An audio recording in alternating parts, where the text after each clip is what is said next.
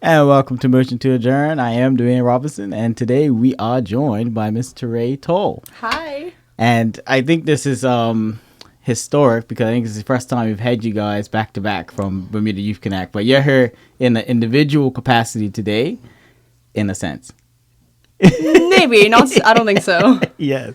But recently you penned an article in the Royal Gazette that a lot of people, really enjoyed. And I think it was touching on a subject that we don't hear very often in Bermuda. And I know there are feminists in Bermuda, obviously, but on that sort of platform, I think you might have kind of heightened the awareness. So would you like to tell the folks a bit about the article you penned? Yeah, sure. So my article was called But Some of Us Are Brave, and that was like a short snippet of Gloria T. Hull's book, All the Women Are White, All the Blacks Are Men, But Some of Us Are Brave. And in that book, she talks about the frustrated position that Black women often find themselves in, whereas movements that are meant to help them, or at least appear to help them, often oppress them in these really insidious ways that aren't talked about. So my intention with the article was one, highlight that and contribute to like existing debates around feminism's inclusions and exclusions. But I also use it like as an opportunity to highlight women, Black Bermudian women who I admire deeply. Because I think when we talk about like feminism or any movement for liberation, we have to be honest about where we are, but also remain hopeful. So I tried to like balance tones of honesty, hope, and also strength. So that was my intention with the article, and that's like a little bit about it.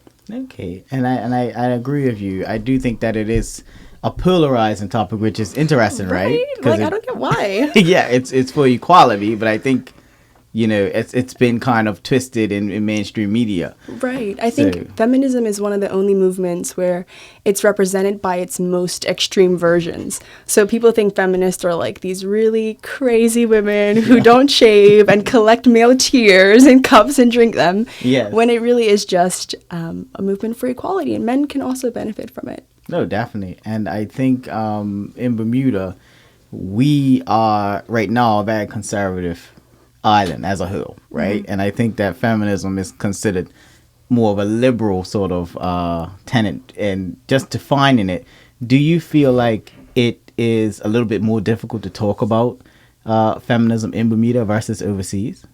Well, yeah, I mean, I'm usually overseas in a college campus, so those are a lot more liberal than like people on the street. But I think Bermuda's a different beast when we talk about concepts of feminism, because a lot of what we see is talk about political representation, gender pay gaps. In Bermuda, Black women make more than Black men. So if those are our metrics for success, it's a lot easier to oppose. When it comes to talking about feminism, yeah, I think it is difficult, a lot more difficult talking about it here because there's resistance to the movement, not only because it's represented by the most extreme versions of it, but also because it's easy to say, you're not oppressed, you make more than us, like that kind of thing. So I think definitely it's a lot more difficult talking about it in Bermuda, but there are tons of young people who have like skin in the game with it. Like there's Asia Atienza, she has You Aren't Fragile. There's Mackenzie Cole-Tuckett, she has Girl in Power. So there are these young people who come back and contribute in these ways, but I think it is a lot more difficult. One, because of the nature of it, but also two, because everybody thinks feminists are crazy. Well, yeah, in a sense. I mean, for me, I've always kind of prescribed to being in support, especially of like all Black women, because I feel like they are the fabric of our society. Yes, and I think that they've always been kind of the bulwark of our family relations as well. But something has kind of evolved, right? Whereas like when you talk about feminism as a male, a lot of men feel like maybe they shouldn't speak. What would you Oh, no, I think you should speak and speak loudly. I think we live in a really weird time where men are much more likely to listen to men than they are to women. And I think you can leverage that privilege and you can leverage that. And I think you're probably one of the best allies that we can have. So absolutely, you need to speak up about it. But before that, it comes down to like listening and researching first so you can understand like what angles to take. Because I think often what we do is when we don't have lived experiences, the only thing that informs our opinions or perceptions about it is that, like just ourselves, and that's nowhere to start. So I think definitely speak up, but just make sure that it's coming from a place of genuine care and also genuine like research or talking to people about their experience. And speaking of research, 'cause I think that's a great point. And you listed sources in your article, which I think is such a show of intelligence, and I need to do that. Oh, come on. It's not a show of intelligence. But I think if you could share the sources with, people who are listening who might want to do some added research and possibly, educate themselves a bit on, feminism at its purest form, I should say. Yeah. What would be their sources? So I think I always recommend Bell Hooks the most. I mean, I'm biased. She's like my favorite author and she can do no wrong in my eyes. Yeah. I would say Bell Hooks, start with her. She has this book, From Margin to Center. I think that was the book that I read. I think I read it when I was about 17 and I was like, aha. Like, you read things and you're like, you feel seen or you feel validated, or at least your struggles are validated. So I think I would always start with Bell Hooks, or even Chimamanda Ngozi Adichie. She has really great short versions of longer texts, because I know not everyone is trying to read these academic philosophical books.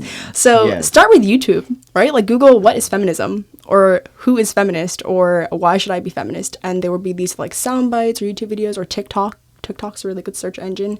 But if you want to go the book route, I always suggest Bell Hooks. There's Catherine McKittrick, although she's on an entirely different plane. Like her work is really difficult to interpret. So maybe start with like Spark Notes or something like that, but just ease your way in. Yeah, exactly. It's a lot. It is a lot. Yes, but I mean, it is a privilege to be, educated and to educate yourself in this day and age. It is a privilege. Think, a really big privilege. Push yourself if you can do it, right? Just about the climate in Bermuda, because I know obviously we got to bring it home.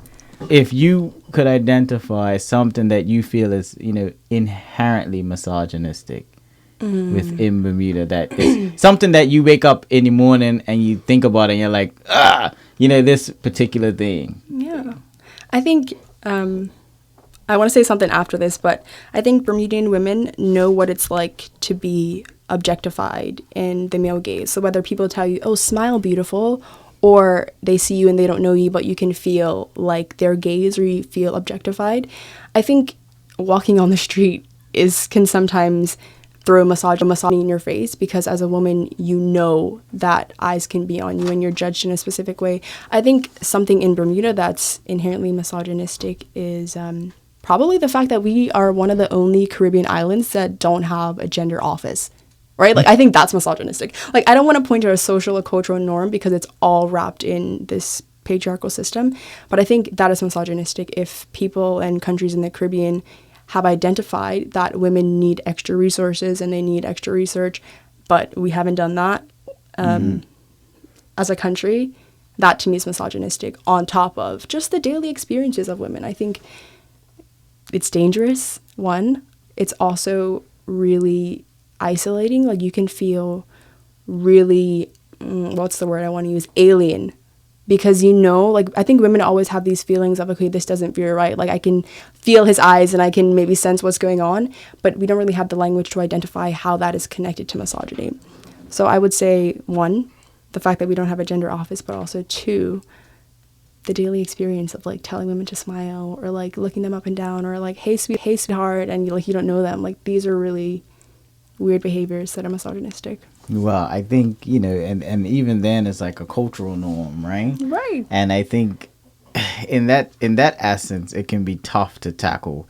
But I do agree with, feeling entitled to say certain things that you probably wouldn't say, like, if you wouldn't say it to, your friend's girlfriend, because it's a certain amount of respect there.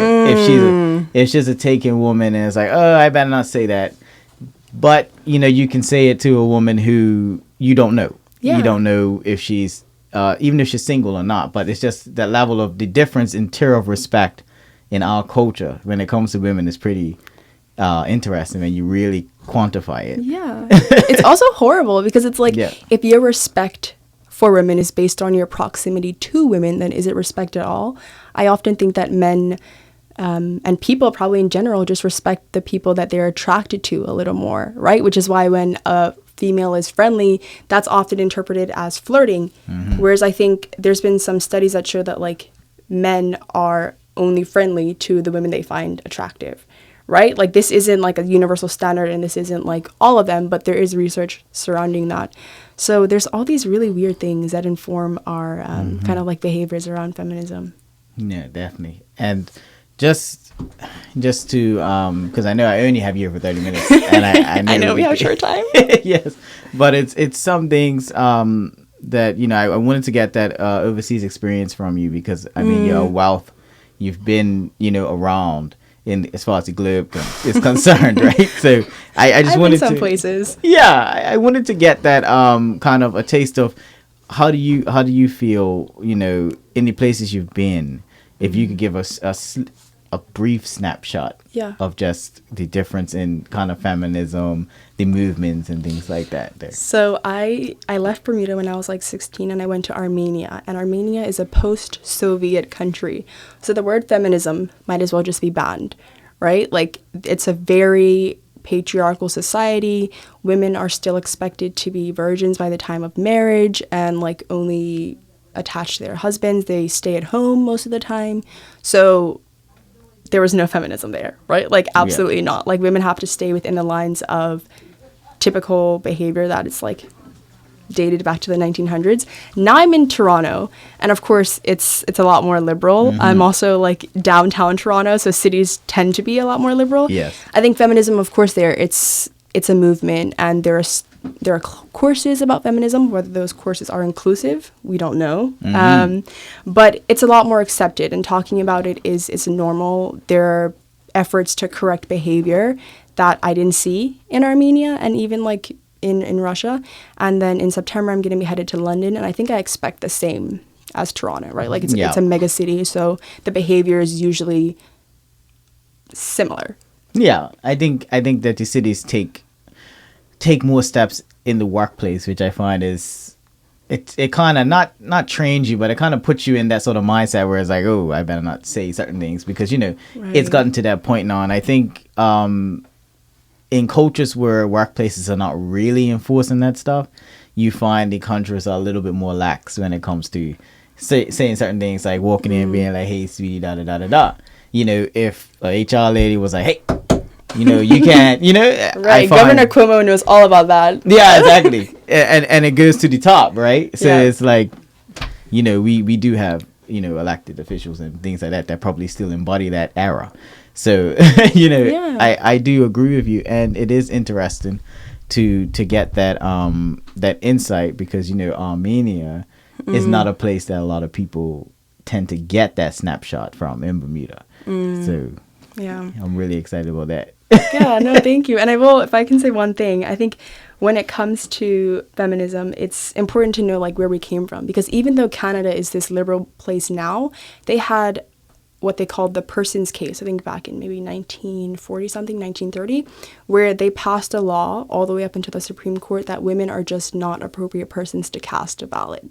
And then the UK actually had to step in and say, like, no, like, this isn't the way. And this isn't an advocacy for the UK's intervention at all. It's just saying that, like, every country has progress and everyone has progress to make. And I think we shouldn't privatize that progress, right? Like, companies aren't going to save us. Governments aren't going to save us, right? Like, community, grassroots, that's really where we should be heading. And I think a lot of Canada's progress comes from the grassroots. Yeah, because when you do that, then the government reflects you. Right, exactly. Because that's how it goes. It's like, if I know as a politician, whether I don't believe it or whatever, because, you still have to put the human nature into it. You know that you're not going to get a certain amount of votes or support if you come out and say certain things. So it's like the community eventually kind of weeds out people that don't fit with the community's, priorities.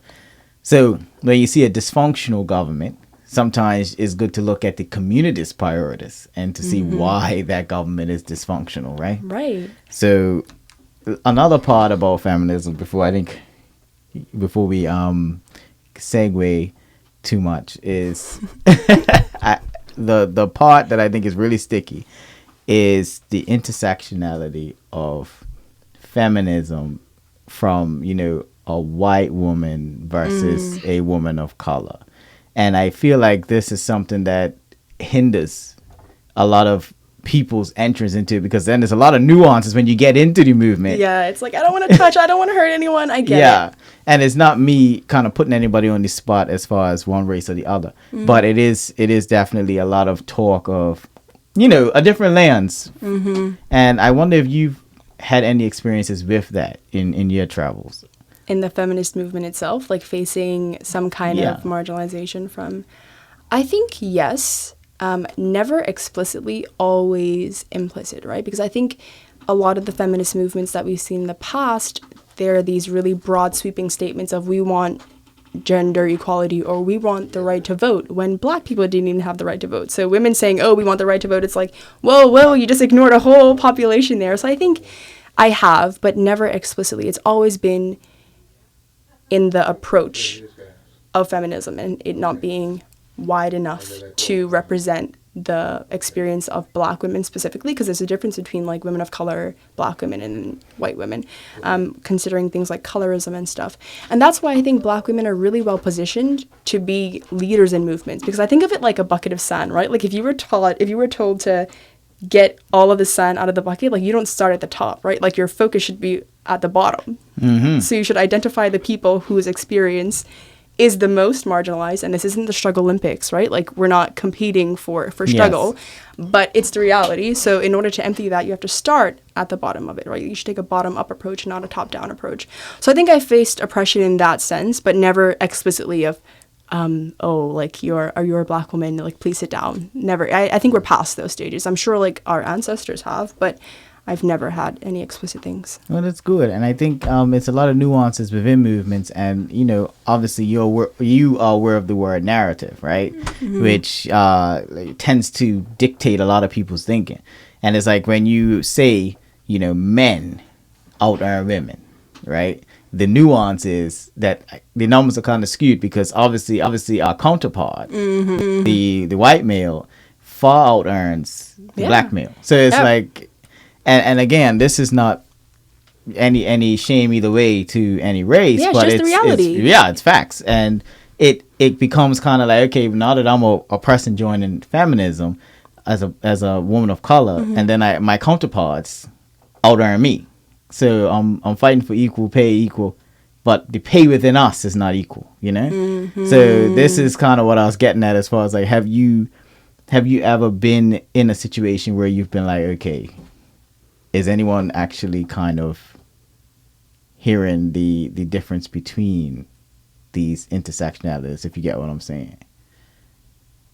So, okay, let me frame it like this. I'm confused. Let me frame it like this. Have you ever felt like you were able to share your personal experience, like something that is personal to you, and that it was received by somebody of a person, race, or I think there are allies all around. Yeah, that's what I was getting at, because I know I hear it a lot, and I know I didn't quantify it right, but I do hear it a lot, like on the doorstep, that people feel like it's hard to join an organized movement of any kind because they may not fit.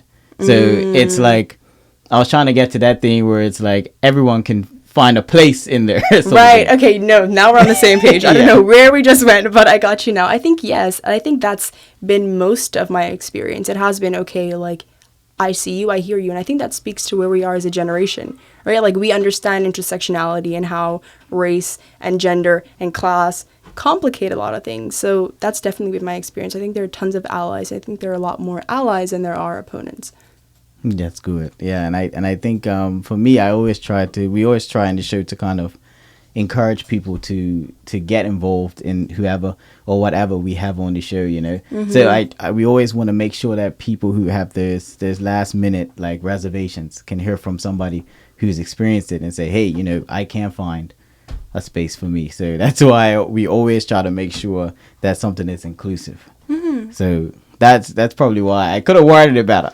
That's okay. I was probably dreaming when you said it. But I appreciate you coming on, and I just want to turn the mic over to you to have any final words or anything that you'd like to impart to the people of Bermuda before we wrap up.